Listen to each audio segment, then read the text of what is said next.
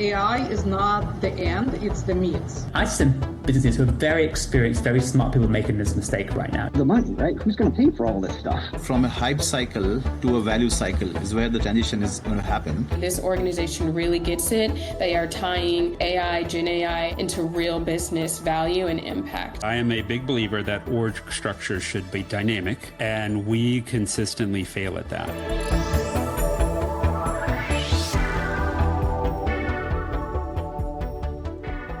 All right, welcome everybody. We are here today with our panelists. Got a really good group talking about building AI-capable organizations. Joining us today is Julia Bardmesser. Julia has been a leader at several very large institutions based in New York and has a lot of experience in change and runs her own consulting company, Teaching Change. Also with us today out of the Northeast is Subrata. Subrata has been a consultant in data for a long time, also recently at Microsoft, and now joining the entrepreneurial ranks, advising and guiding folks as they go around their data and their AI journeys. Ron Joy of Databricks. Ron and Lee and I have worked together for quite some time. Ron has been an architect across app dev, data, all the different things, and has led some very large transformations of clients. Also here in Texas is Keitra. Keitra works at Valkyrie and leads transformations for her clients. She's got a lot of experience both as a data scientist and also leading change and building teams. And then my partner in crime, Mr. Dr. Lee Harper. We've worked together quite some time leading transformations as co-host and also my cohort in crime at Applied Curiosity. So welcome everyone. Excited to have you all on today. I'm going to throw out the first question. What does it look like to build a strong AI capability? Let's define that first. So Julie, I think you raised your hand first to say, it's like, what does a strong AI capability look like? Before we start saying how to build it, what should it look like? What does this mean? To my mind, and I'm talking AI broader than just Gen AI, so predictive AI and generative AI, it's really at its core a data capability. There are some exceptions on the margins around Gen AI productivity tools where you can argue whether or not it's data capability, but the rest of it, it's a data capability, data technology capability that either acts on data to make it more usable for other purposes, and it could be anything from predictive analytics to marketing to finance reporting, or it acts using data to create insight, to create the same marketing material, or speed up operations of the call center, or just operations overall. So to me, AI capability strategy of getting it effective, it's pretty much as any capability within the organization and enterprise.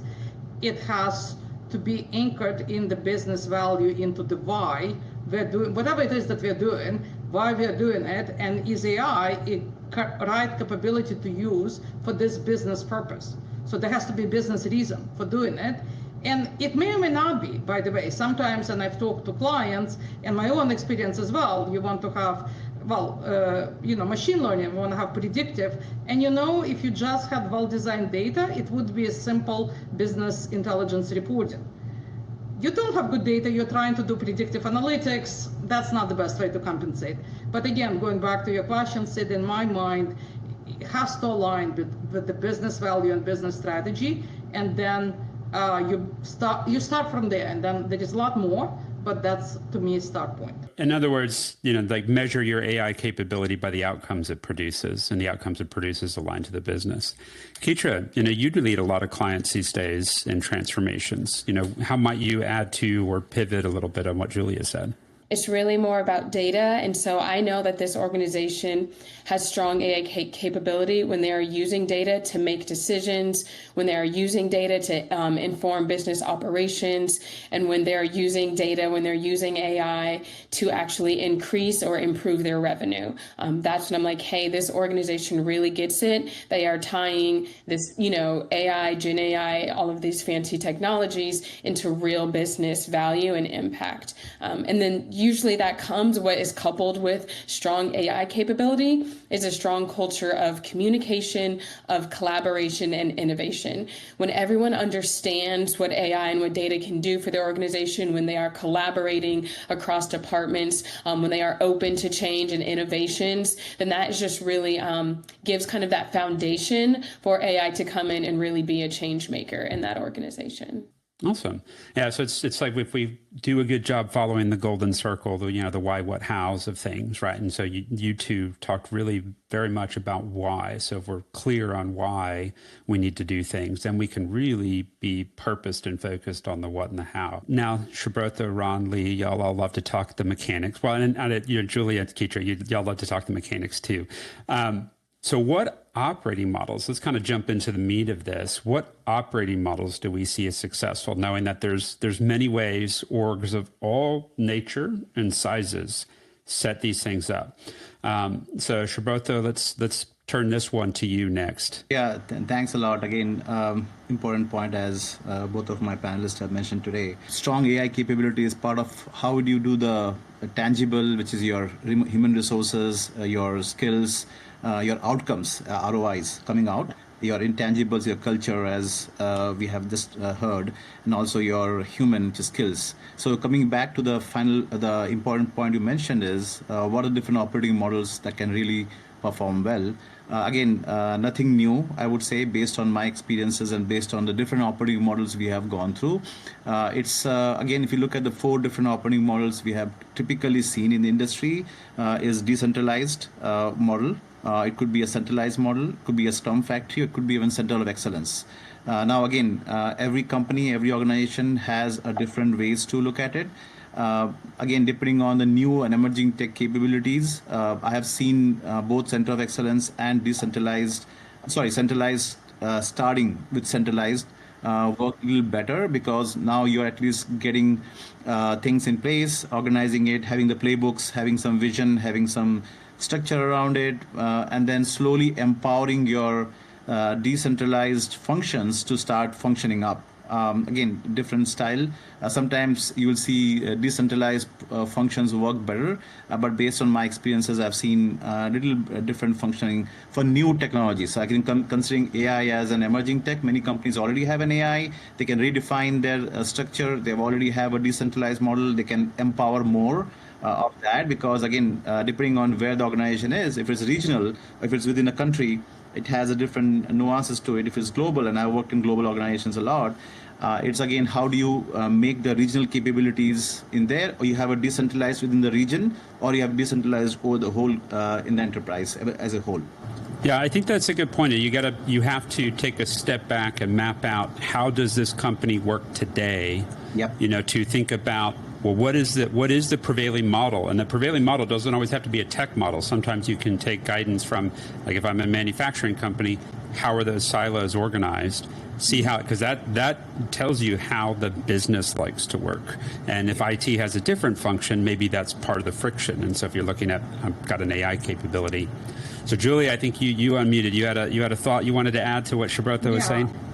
Yeah, I actually wanted to emphasize one point that really, especially with generative AI, I mean, predictive AI, machine learning has been with us for a while now, but with generative AI, it is on bleeding edge.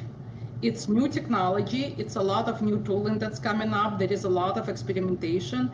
In my experience, it's better to start with the either centralized or center of excellence approach, because there are a lot of things that need to be figured out.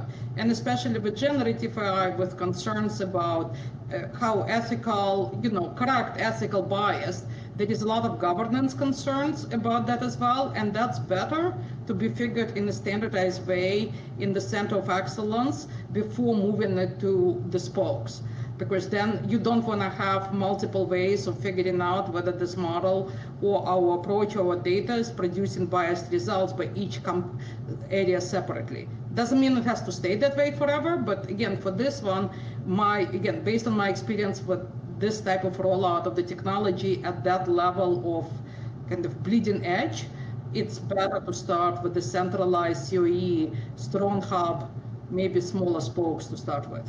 I wrote down something that we can revisit, because I think almost everybody, we've had an independent conversation about this, but I am a big believer that org structures should be dynamic and dynamic to meet the need.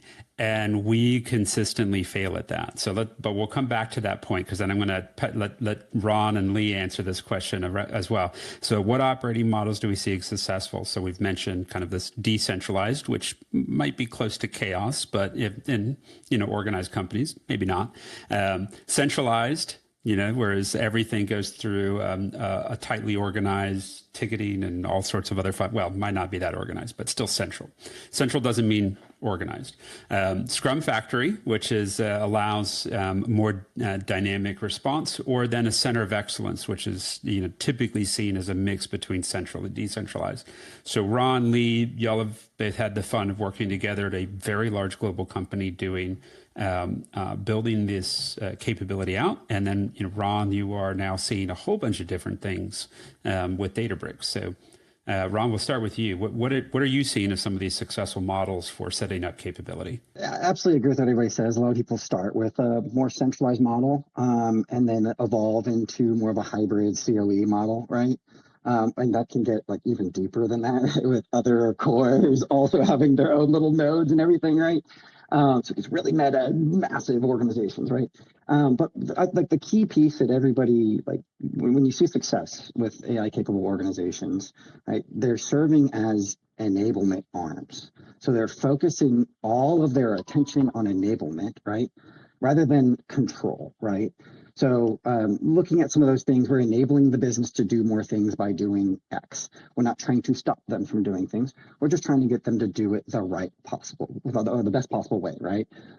So in the terms of an AI capable organization, there's some complexities there because you're working with people who are the idea people, right? The data scientists and the business ideators, right?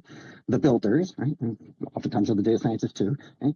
And then the operational arms, who's going to keep it up after you have this cool thing that's done, right? As well as, and this is a key component in this, the money, right? Who's going to pay for all this stuff, right? So when you're thinking about things and when you're thinking about your organizational structures, and especially how they evolve over time as project life cycles change, always focus on how can I enable these various different data domains. And a part of that too is how can I measure them? Where are they currently and how can I help them? Yep. Now measurement's key there. Lee, you and Ron and I all worked on the same big client.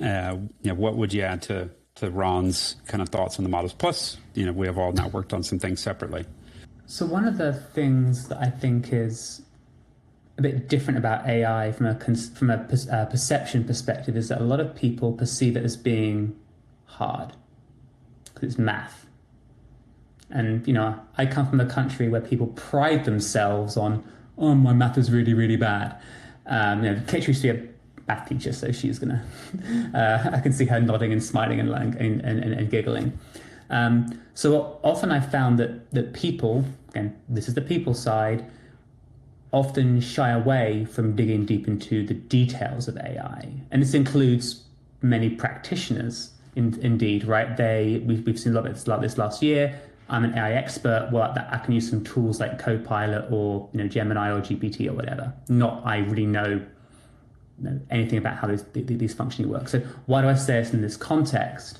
The decentralized model here, and I have seen some and talked to some people who are trying to do this, isn't working great in AI, especially in generative AI, because you've got lots of people who don't really know how to use this stuff well, and they do a few experiments and they get disheartened and stop doing it. Whereas when you've got a team, be it centralized as COE or something similar, of people that can provide at least that guidance to people and say, hey, here's what we've seen work at this company, other companies, here's what the case studies that Databricks, Microsoft, AWS, Google, and others are putting out. Here's what they say works. Why don't we try these things? Or encouraging that culture of experimentation. Hey, we want to hub and spoke this.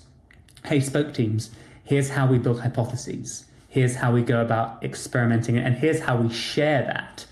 I was talking to one government agency a few weeks ago, and they were saying, yeah, we've got everyone just having a crack at it and no one's really doing it. I'm like, well, how are you sharing good practice? So we're not. Well, yeah, if you've got 100 experiments, a bunch of them will be the same experiment and they're all failing. Well, if you had better focus there, or way of sharing that might help.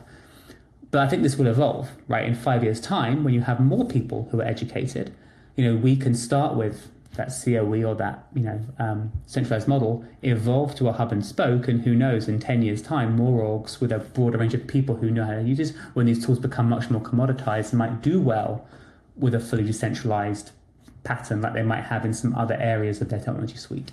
So now here's an interesting question. So we've all talked about, and almost everybody's mentioned centralized, decentralized, their successes with both, and that as the organization learns and grows, that may be some hybrid, moving to a Scrum Factory, moving to a COE model, but aspects of that. So part of that is then knowing when to move, right? So we talked about how do organizations gauge success. Ron hinted at this, measurements. Keitra, when you're working with some of your clients, how do you help them gauge their success and what they're doing? How do I know I'm doing well on these things? Yeah, so it really starts by just first asking, again, what are the outcomes that you're looking for? Where are the ROIs? What are the KPIs that, you're trying to hit? And then we start saying, okay, once you start using now this AI capability, how is that changing your KPIs? And so then you do have to start really thinking about change management, because as Lee or Ron said, one of them, it's people who are then going to have to actually you built the technology, you have the infrastructure, you have these new reports, but are people now using the AI capability to actually impact the KPIs? And so if you're seeing any change in, okay, the utilization is going up, our, time spent on this is going down, then you start to see like, okay, this is being implemented. People are using it to inform business decisions. And this structure does seem to work specifically for that capability. Now, that's, really specific to answering it for how do I know that this one piece of technology is working? How do I know if your model or your structure is working? It's more of, does the entire company still feel engaged in AI? There was one where it was decentralized, and so the tensions between, well, this department got this AI initiative and this department didn't get any, initiative, they didn't get any budget. And so you start to then feel one department is mad at the other because they also want to use this capability. So it's like, does everyone in the organization feel that they're getting a piece of the AI pie? Or is it like, wow, engineering or marketing gets all of the use, and then, over here, we're waiting and we haven't got to use any of our data yet, or we're still trying to get this dashboard. So you have to kind of feel your company culture, and does everyone feel that they get to engage in it? Oh, good point. I like that. Yeah, Julia, seems like you've got your hand raised. Yeah, I want to add to what Keitra said. So she, around, this is critical mass of the outcomes. So are there enough outcomes, and is it being built? And that's one of the things to watch, whether or not it's ready to transition to a more decentralized structure. The other one is a critical mass of skill set, because it's a new skill set. So you need to have enough people that know how to do it and can be available at the spokes and the federalized structure. So, and it's a new skill set, especially with Gen AI. And I think the third piece, and it's tied to the outcomes, but some of to watch is how much of this AI capability is present in production, in real operational processes. So not so much with Gen AI, but what I have often seen with predictive analytics, that there are maybe use cases running in production, but they're not being actually used in the operational in whatever the group that they're supposed to help is doing operationally. And Keitra talked about it. You watch your KPIs and you look at that, but it just, that running in production and being used, critical mass of that is really important. And having processes in place to move things to production and to have data available and all of that. So is there critical mass in each one of those factors? And that gives you a sign that maybe now you can take it broader within the organization. And as both of you were saying, there's a question I wrote down here, so I wouldn't forget. But I love the from Jurassic Park, the life finds a way, because I normally look at tech and what happens in companies as that life finds a way. And it's I think I've labeled this like the green-eyed monster effect in the past. So just as Keitra says, like, I am servicing this org over here because that just got labeled as the highest priority for the entire company. But then, as you just said, other folks get jealous. So maybe marketing's first and then customer service is like, what the heck, y'all? I got to deal with like your bad expectation. So why can't I get some good stuff over here? So then the question I'll ask then is, do we ever really have a centralized model? Because if they get motivated enough, they're going to go do something, whether you like it or not. So can we ever truly have a centralized model? There are a number of platforms that are trying to just solve for that.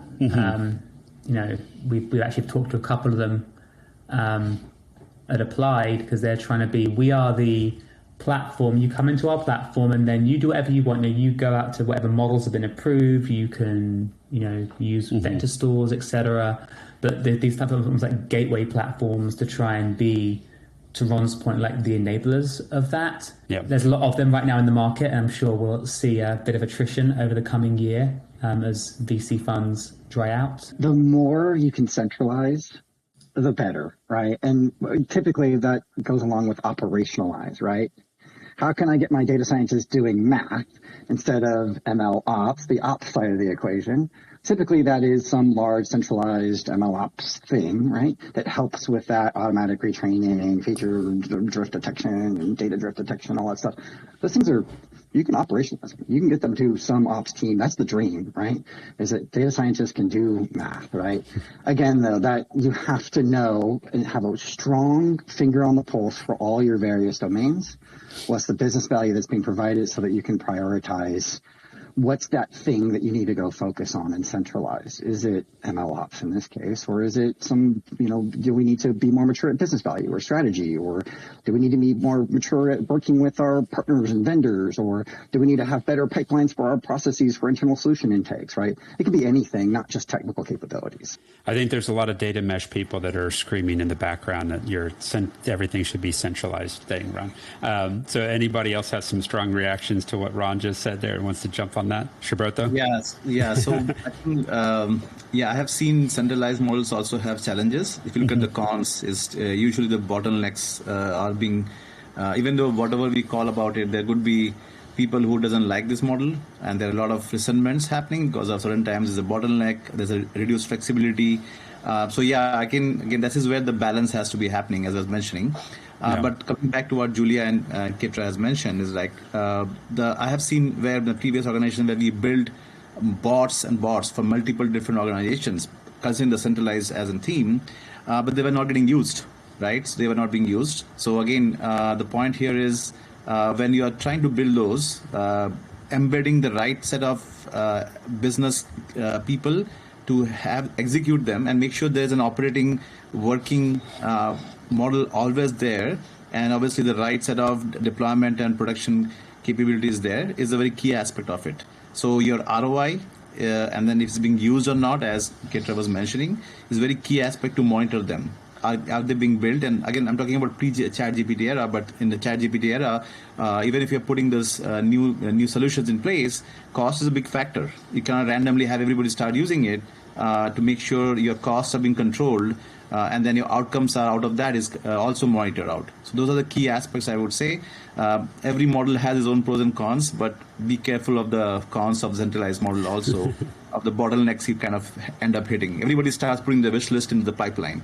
And then how do you prioritize it? How do you make it less frictionless in this case?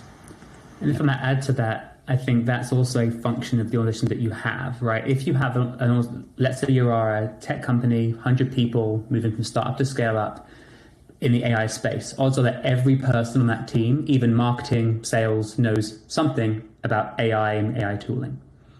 They probably can manage to some extent their own tool set.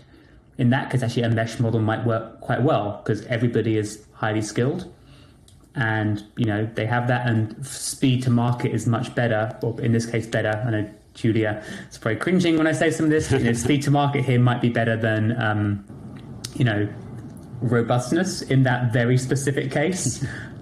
I'm not going to say that for sure because I have opinions there too, but I could see someone falling on that because of their org structure. Whereas if you are, say a big old manufacturing firm with a 200-year history, the odds are that that's not going to be great for you at this point in time. But again, things can evolve And so I think evaluating your org, your skill sets, your people, and your current structure of departments, back to the point that was made earlier, is also important in deciding which pros and cons you can live with of the operating model that you might choose to adopt.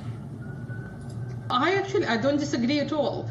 It's a level of maturity within the company. So I'm not a huge proponent of having everything centralized or having and I'm not going to take that, I can spend the rest of the time talking about different pluses and minuses.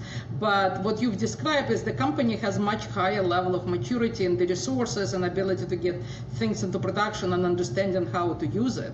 Then centralized model would be a bottleneck. Conversely, if you have a large enterprise that doesn't have that level of maturity around data discipline, let alone AI, you can't you have to have enabling organization that helps figure out how to best use that tool set for this organization. And then eventually, as you build that maturity, you can move to that. So actually, if I come off as a huge fan of everything got to be centralized, I'm not. It's maturity. I want to add one more here. Again, it will depend on the sector and where you are looking at it. If you are looking at a large enterprise, again, as you rightly said, Julia, the maturity model, right? Large enterprises, you segment out in the small and medium size, and then you are looking at a product company, the speed to market is one, and then you are looking at your services company who are offering services where integration is a factor. So those are the different domains or different segments, I guess, where the different models might have a different perspective. Small to medium size might need a more centralized at the initial because the maturity level is pretty low. Whereas enterprises who are already mature, who have been doing AI for a long time, they might move towards a little more decentralized and then region-specific models, and then looking at their or innovate better in that space. Again, this is my take on that. Completely agree. Especially when you look at the life cycle of IT organizations and AI capabilities. Okay, there's M&A and things like that happen, right? And then you're adding in another data domain. So, when we're looking at that inevitably ends up being a non-centralized data mesh because you just added on a whole new organization that's probably not in with your culture exactly. And there might be some things that you need to add in. So focusing again on enabling to branch out and enabling to help those various data domains where they need help. And also that goes two ways, learn from them, right? So how can we take in that new data set or those new AI capabilities or those new organizational capabilities and use them to help expand our existing organization? And that's really the whole point of M&A, but we all know how complicated that is. So. And for anybody that's joined late, let me reframe a couple of things, and then also we can help revisit some other points and maybe draw some new lines or underline some of those things. So why are we talking about this, right? So while AI isn't necessarily new, this broad application and excitement in the market is new, right? And so, it's almost like, Lee, you're experiencing this validation moment, and Keitra, being data scientist, it's like, oh, hey, people really actually now truly think what I do is important again. But it is a solution in many orgs, a solution searching for a problem. And so we have loads of inefficiencies in that. So that's kind of setup one. The other, and this was in talking with some folks last week in a presentation, it's like we still stink at knowing what the most important things to do are, right? We might have some people in the org who know, but we still stink at that. So now we've got problem one, which is AI as a solution searching for problems, and then we stink at identifying problems. Well, what can we do, right? And so I think that one of the points of this conversation is there's a lot of excitement. There's a lot of executive buy-in. So now how might we as responsible individuals point this buy-in, this excitement, and direct it very well? So, I'll let anybody jump in on this one next, but what are, if we're thinking about how I might take wonderful solutions, because AI is not just a solution, it's many things.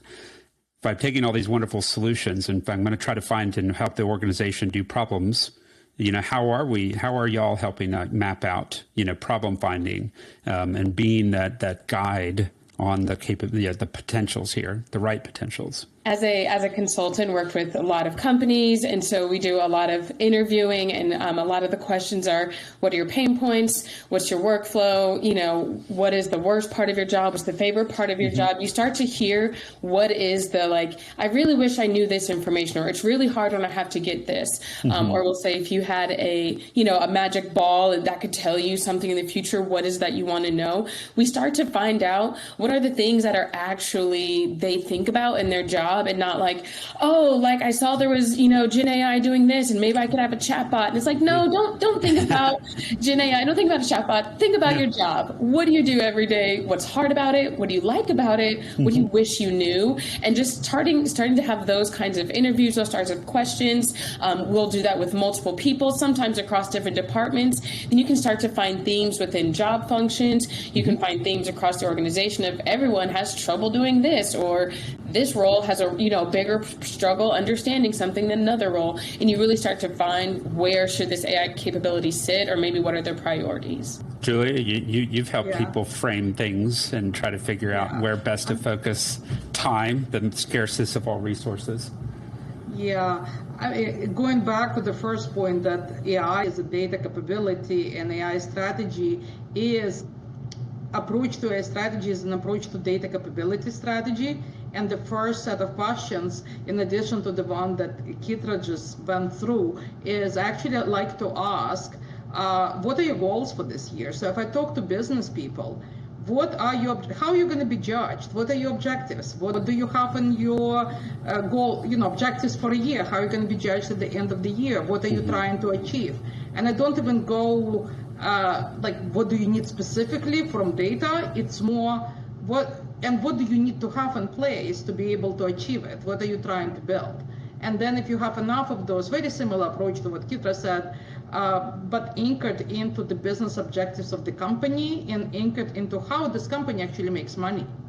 So that's really, really important to understand how the company makes money, what are their immediate objectives. And then you get to the list of capabilities that support at least more than one of those objectives that are important to the business this year and within the next 2-5 years, depending on how, what their planning cycle is. But that's actually the way I found finding what's important, because sometimes when you ask and when I get engaged, the person who engages me thinks this is more important. And as you have those conversations, something else completely different pops up that enables multiple things to happen. I remember one of the funniest times I got humbled by a client. I was working with a large national grocery retailer and was talking to them about their certain capabilities. And I was probably coming across a little too harsh.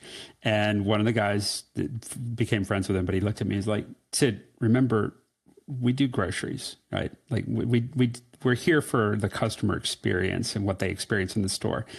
So we can be good at that later. It's like, oh yeah, you're right. That's fair. To add to that a little bit, and maybe look at the other side of the equation, right, is that you also want to avoid the squeakiest wheel gets the oil problem, right? The loudest person who's able to make that connection of this business value is really important to our business, right? You don't want that to overshadow what's actually best for the business. And one of the key areas that we see extremely successful organizations kind of get away from some of those problems, or at least help guide them and direct them, is with some processes, right? Processes around things like solution intake processes, so that you can track the business value and track the problems that are being solved, because sometimes maybe somebody else is already solving some other problems. So you should actually be working on this wheel because it's just a super easy thing that provides a good amount of business value, as opposed to this really, really hard thing that provides, a ton of business value, right? But maybe they're just a little bit quieter. So how do you make sure that those things are available in the organization? You have to be measuring it, right? We keep going back to this. I mean, we're data people. We have to go back to it, right? So making sure that you're measuring that, again, so that, that squeakiest wheel problem doesn't crop up and just be a political nightmare. Yeah. We have a really good question from one of our attendees. How can you tell when another part of the org is maturing enough to take ownership? Like, what are some ways that you can tell that you can start to pivot from everything being centralized to groups, some of your spokes taking on more capability? So what came to mind was your data governance, your regulations, your standardization. If everyone is starting to have a centralized view of this is how we manage data, this is this squeaky wheel, probably likes that, Ron. Do we have a solution intake? Are we tracking tracking projects, tracking how they're impacting KPIs? If you're having a good way of measuring products, if you have good data standardization and governance policies, and everyone is following them, then I think you can start to move away from, we have this one central unit that controls everything, to start to decentralize and give units some more autonomy to move within themselves and start to self-organize and develop out. One thing I would say in that case, to answer it rightly, is like since you can do 1 or 2 projects for them, the way I had done it previous when I was leading innovation, and then you kind of transition out to make sure the next either iterations or enhancements to those organizations are being done, and you being an advisor there. You're not being actively working on those projects, but you monitor and KPI measure that they are adhering to the playbook or they're in the architecture standards. And if they are really doing well, the outcomes are not having issues, I think they should be considered as scoring high on that maturity level, and you're trying to transition back to them. And this is worked out pretty well. Where you transition from innovation or new technology stuff to an active operations or continuing work on that space. I want to touch on this point of maturity levels and measuring them, because I don't think we directly answered that question. There's 1,000 different maturity frameworks out there, right? There are maturity matrices. There's a ton of them to base off of CMMI data maturity matrices. Every major organization and vendor has their own flavor of these things. And you probably should too at every organization. They can be super, super lightweight and easy to do, 10-minute type of things per data domain. And that's the key piece, per data domain, right? You don't have organizational data maturity. You have data domain data maturity. I love to tell people all models are wrong. Some are useful. And that includes like your operating models, right? So take everything, knowing that there is probably a gilded hubris as you go into each one of them. And so look at it, use it. To me, one of the most important things that they do is we establish a lexicon. So as y'all, Shraboto, Keitra, as y'all were all talking about improvements. Well, how do I know if one department's using a different model or not using anything? Right. So establishing a lexicon is very important at the beginning, that shared understanding across the org. So far, people have discussed the correct answer to the question about measurement and organizations, and what I think all of us on this call, I think all of us are generally good practitioners of the art, would put forward. One thing I've noticed though at many companies, and from startups to enterprises, Fortune 500 all the way down, is in this Gen AI gold rush that's happening right now, there's been a distortion, if you will, of value. I completely agree that we should be targeting things with Gen AI, for example, that are valuable. But one, venture capitalists on the startup end of the spectrum, they are demanding Gen AI go into products, whether it be there or not. That you often now can't get funding for a lot of things in the AI space unless it's Gen AI. So therefore, you're forced to shoot, not because it's necessarily valuable, it may not be, but because you need VC funding to grow your product. So the value is inherently there, it's distorted, right? It's not value for the customer, it's just value for you to get funding or money. On the enterprise scale, I've seen both my own customers and other customers, the organizational goal to Julia's point earlier on for the year is Gen AI. That is the goal. Not we want to grow X by 15%. We want to, service our customers better. We want to, reduce churn by X. No actual measurable business metrics. It's Gen AI is the business goal. Yeah. That's going to be that's typically a very expensive mistake. So I think we should just all acknowledge that there is currently a market distortion going on with Gen AI that deviates heavily from, I think, and I see businesses who are very experienced, very smart people making this mistake right now. People that are decades my senior, who I've got massive respect for and what they've done, who are just saying, "Yep, Gen AI." So I just want to call out the elephant in the room there and acknowledge it, whilst also acknowledging that that is not necessarily the right thing to do, and that what people here have said is the right thing to do. So if you're listening and that's what you're doing, please listen to Keitra, Julia, Shraboto, Ron about what you should be doing instead. AI is not the end, it's the means.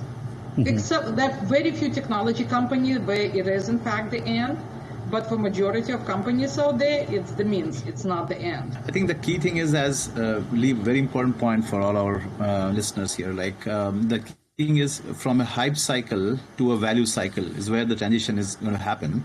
The Gen AI is because the board is telling that, all the people are in that direction, where everybody wants to go to Gen AI, right? I think where the value cycle is more important, we transition out, and we are putting up the one important part for every organization is, even though you are saying, how do you build the right AI capability, is first of all, obviously the monitoring tools, ethical, and then the security part of it is another important point we should be all discussing it. And I have seen people who are given that's why again the decentralized centralized concept comes into play. Like you are giving the capabilities, and if you are not monitoring how they are using the data to upload to the models, which is a closed door models, you are letting your company data being out. So if you don't have the right security framework around it, so that if it either through a CASB or some kind of a monitoring ways, you have make sure that as an organization you have those boundaries in place before they're really being capable of doing their own activities, and then making sure again the value cycle is very important there. Lee, I love that you brought up the anti-pattern, right? So let's real quick. I'll summarize where we've been so far in this journey, in this discussion, right? So if we go back to the beginning, how do we build AI-capable organizations? We started the first key lesson that everybody is getting. It's like start with why, right? And Lee, even to point to your distortion effect, right? Like with the VCs, if the founders of that company are clear about their why, they know how to serve their customers, and to do that is to make sure that they still have money to do so. Right? They may go in eyes wide open, saying, this is how I'm going to raise money. And yes, I'm going to make progress as the VC's request, but really I'm doing this, right? So if they're clear, right, like what they can make mistakes is pursuing the distortion versus leveraging the distortion. So start with why, right? And then, everybody talked about common lexicon so that we can focus on joint growth across the organization, and then focus on, patterns instead of platforms. So patterns instead of platforms. To hit on like Lee's point though, like what are some anti-patterns that we see irrespective of the model, whether you're centralized, decentralized, Scrum Factory, COE, how can you tell that what you're doing isn't working? What are some of those anti-patterns? Outside of like the VC distortion effect?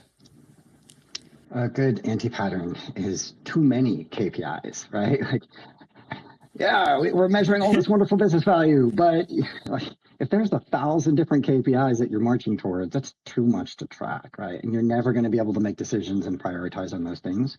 Those have to roll up to some primary KPIs as an organization or business unit, right?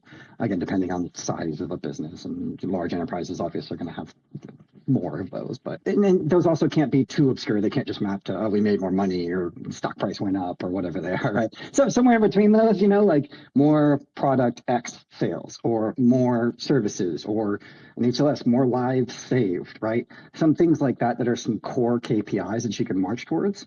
That way, everything that you're doing, you have some connection to those core KPIs. I'm actually going to go a little bit sideways. So this is a new technology. There is a lot of experimentation, there is a lot of learning.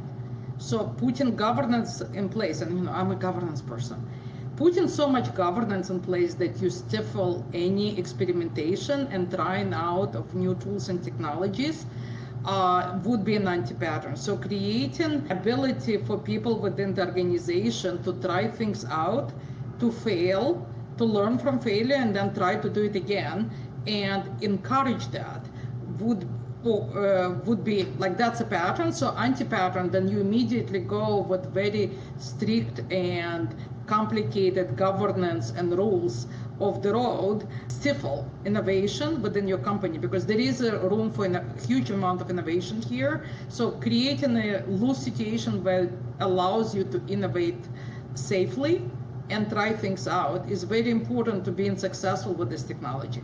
And of course, the other anti-pattern, is trying, get into AI and forgetting that data is kind of important in there. So establishing, and that's a common pattern, anti-pattern that I've seen a lot, creating data science team, AI team, and not having data management team. And then, 90% of what your data scientists do is clean data, and you're paying a lot of money and the data still isn't clean for for overall use. So that's a huge anti-pattern that's been in place forever and ever. Julia, I had a colleague who said, to put a name to that phenomena of experimentation, we have an organization where everybody can say no and nobody can say yes, right? It's a scary problem to have. Yeah. Some of us may have worked in organizations like that. I think I'll add one to this, which is not having a way of sharing. So whether you're, obviously in a COE isn't, a center of excellence is an obvious place to do sharing, but even if you're fully decentralized, you still need some way of feeding back to the other practitioners what's working, what's not working. Just to Julia's point, this is experimental, there's innovation going on here. Well, if you could try 100 things of which 10 are going to work, how do you figure that out? Well, when someone finds one of those 10 things that's going to work, you share it, you all start doing it.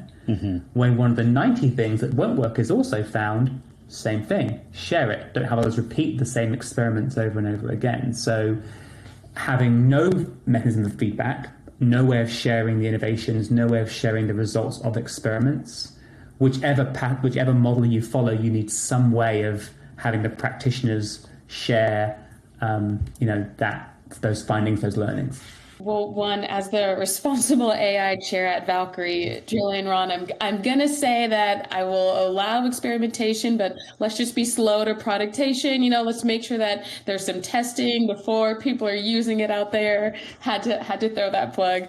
I think an trend I'm seeing is organizations with unrealistic expectations, and whether that is organizations that are made up of multiple brands, and so they're trying to roll out one product that all brands will use or it'll impact, and it's like they're so decentralized and they have their own rules and ways of operating that it's really hard to then get change management across all of that. Or, hey, we engage with you guys, you built us an MVP, and they expect the MVP to change the world and be perfect on first iteration. So just kind of having realistic expectations.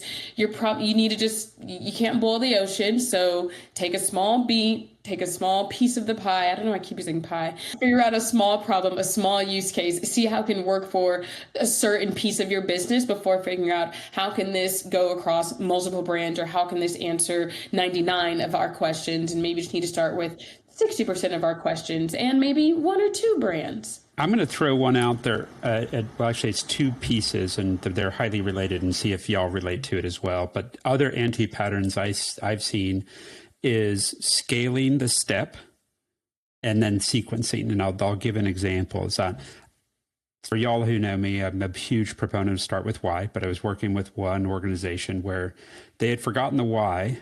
And so we were talking to them about pushing talk to the org, but they also had a very low capability. So if we push them to talk with the org too much to make sure they understood the why, all they're doing is, because they're 24 months in and hadn't delivered anything.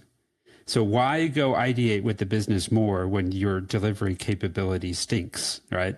So, there's a sequencing thing I see here too. It's like the rebaseline, small efforts rebaseline on the why to remind them who they're serving and what they're supposed to be doing.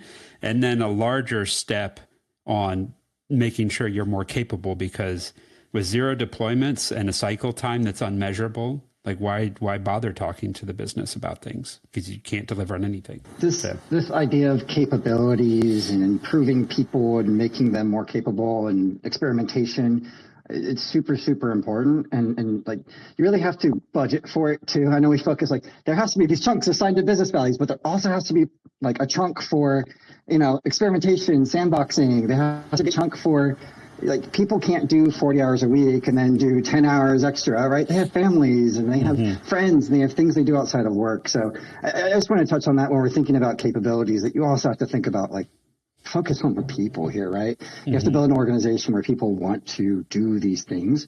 When they want to do them, they're going to bridge their capabilities. They're going to do things that are beneficial for the business, but you have to have that balance. I want to add something, the anti-pattern, right? So I think this is a typical word for AI without a problem. And also people with the Gen AI being so popular, everything is going to be Gen AI. I think that's something we have to be very careful. It's not going to be all Gen AI. You have still predictive models are still the older models. I would say the old models, when I say old model, is still kicking. There are a lot of good use cases to that.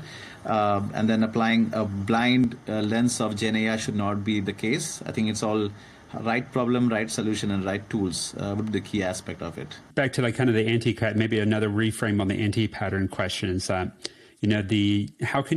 are ways that you see that these like your operating model is misaligned to the org? So if you're looking at if you're coming in, Julia, you've done this, you've come in seeing orgs, or Keisha, whoever wants to jump on it first. You come in, what are some things like in your first hours, days, week with that organization, you're starting to pick up the way you're doing things, the model itself might have good people, might even, probably have good people, probably have some good tech, but the model and how you're doing things, what does it smell like? Ron, many people can say no, nobody can say yes. That's a huge one. The other one, so a lot of, as recovering CDO, and a lot of CDO, you always want to have a seat at the table. Well, the other thing you want, not only data people or AI people having a seat at the table, but you want, even when you're not sitting at that table, the decisions are still being made in a data-centric, so everybody understands why it's important, because otherwise you're not going to have data to build the AI capability. So, mind you, when I see that, it's usually a sign that there is a lot of work for me to do in this organization, though that's usually not a bad sign. But from the established and mature AI capability, that means it's really a long road to that. I'll take the flip side of that and say, walk the shop floor, go and talk to both the people doing the work, so the data scientists, data engineers, whoever, but also if it's a big org, go and talk to the mechanics on the shop floor, go and talk to some of the people actually who are doing the work these things actually serve. How many complaints do they have? How do they talk about the people who are giving them data and insights? I think you can tell a lot by, given that, aside from the business KPIs, there are end users of data products. What do they think about what they're getting?